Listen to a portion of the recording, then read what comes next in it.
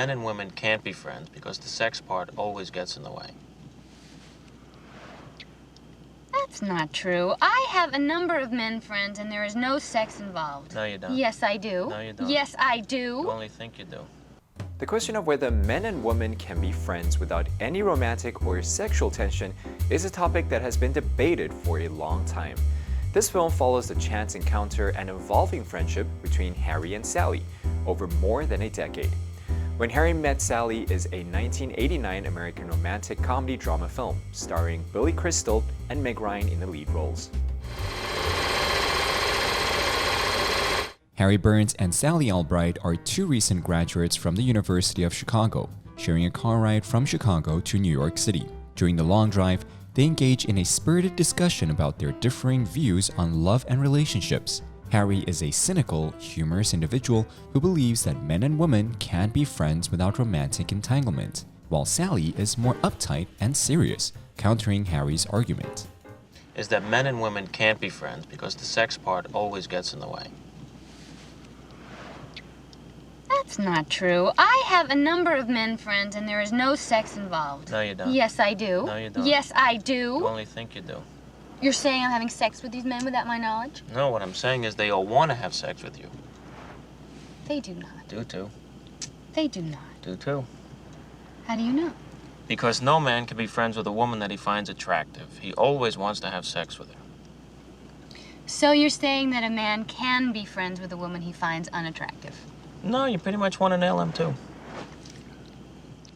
Arriving in New York, Harry and Sally part ways, thinking they'll never see each other again. However, 5 years later, Harry and Sally find themselves on the same flight. Sally is dating Harry's old neighbor Joe, and Harry tells her he is engaged to Helen, which surprises Sally as it seems uncharacteristically optimistic of him. After the flight, Harry approaches Sally and proposes they be friends.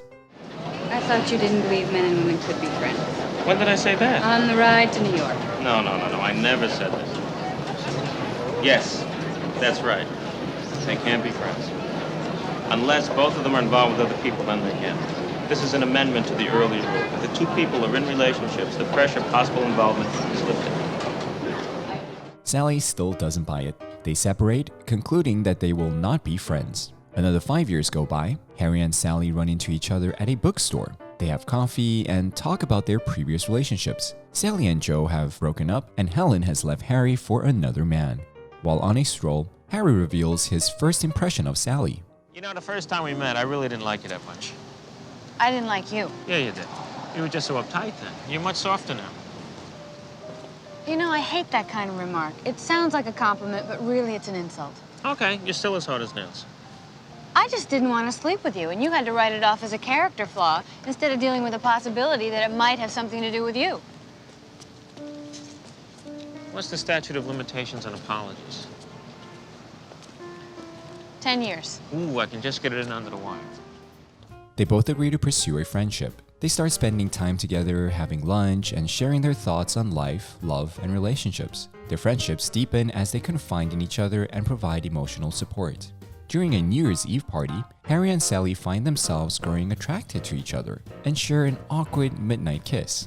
They remain friends and later set each other up with their respective best friends, Marie and Jess. When the four go out, neither Marie or Jess are attracted to Harry or Sally, and instead immediately fall for each other. If you don't think you're gonna call Marie, do you mind if I call her? No. Good. But for tonight, you shouldn't. I mean, Sally's very vulnerable right now. I mean, you can call Marie, it's fine, but just like wait a week or so, you know? Don't make any moves tonight. Fine, no problem. I wasn't even thinking about tonight. Well, I don't really feel much like walking anymore. I think I'll get a cab. I'll go with you. Great. Taxi! Soon after, the two move in together and later engaged. One night, Sally tearfully calls Harry to say that her ex Joe is getting married. Harry goes to Sally's apartment to comfort her, but they end up sleeping together. Harry leaves the next morning feeling awkward and filled with regret. Sally calls Marie and Harry calls Jess to tell them about it. How was it? The during part was I good, thought it was good. but then I felt Then suffocated. I guess it wasn't. Jesus, I'm sorry. The I worst. had to get out of there. He just disappeared. I feel so bad. I'm so embarrassed. I don't blame you. That's I horrible. think I'm coming down with I something. think I'm catching a cold. Look, it would have been great if it worked out, but it didn't. I should never go to bed with anyone when you found out your last boyfriend is getting married. Who's that talking? Who? Is that Jess on the phone? It's Jane Fonda on the VCR. It's Brian Gumbel. You Do you want wanna to come over for breakfast? No, I'm not up to it. No, I feel too awful. Good. I mean, it's so early. But call me later if you want. I'll call you later, okay? Okay, bye. Bye. Bye. Bye.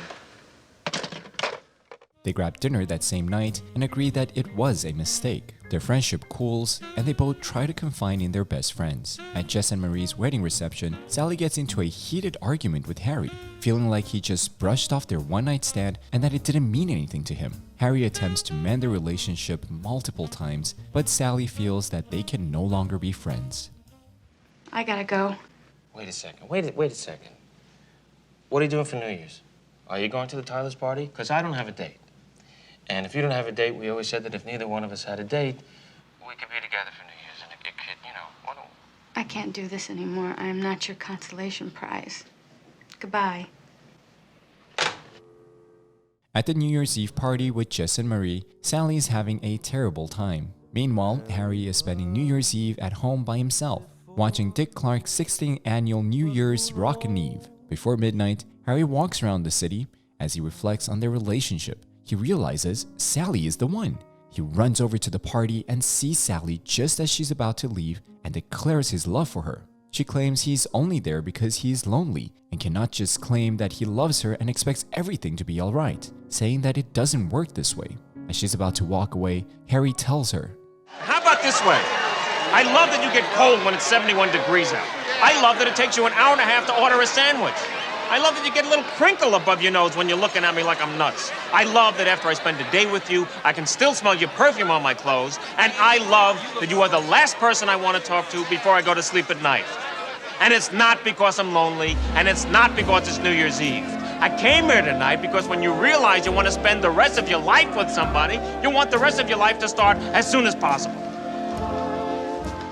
After hearing Harry's confession, Sally couldn't help but admit her own feelings for him as well. They kiss. Harry and Sally marry 3 months later, exactly 12 years and 3 months after their first meeting.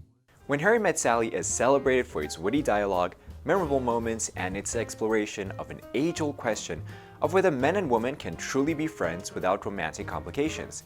It remains a beloved classic in the romantic comedy genre. 接下来我们揭晓今天的学习内容。The expression, "you're still as hard as nails," is an idiomatic phrase used to describe someone who is tough, resilient, or unyielding in the face of adversity or difficult circumstances. It is often used to compliment or praise someone for their unwavering strength or determination. But in this case, Harry is using this phrase to describe Sally as still being uptight after all these years. Under the wire. This expression means just barely making it in time or meeting a deadline at the last possible moment. It implies a sense of urgency and the idea that something was completed or achieved with little time to spare. The origin of this phrase can be traced back to horse racing. In horse racing, there is a wire that stretches across the finish line, and the winner of the race is the first horse to cross that wire. Over time, this horse racing terminology was adopted into everyday language to describe situations where someone or something accomplishes a task or reaches a goal at the very last moment. And that's it for this episode of Cinephile. You can find more on the Funday website. Let's make every day a fun day. Would you like to have dinner? Just friends. I thought you didn't believe men and women could be friends. When did I say that? On the ride to New York. No, I never said this. Yes, that's right. They can't be friends. Do today learn. Today is Tuesday. Commercial. Traveler 是旅行者。 I have to wait for Clee. So he or she is at the Columbia Towers Hotel gift store. 所以他在这个饭店的礼品店，然后他要买东西。Okay, so let's take this chance and listen to the. 学习，让生活充满乐趣。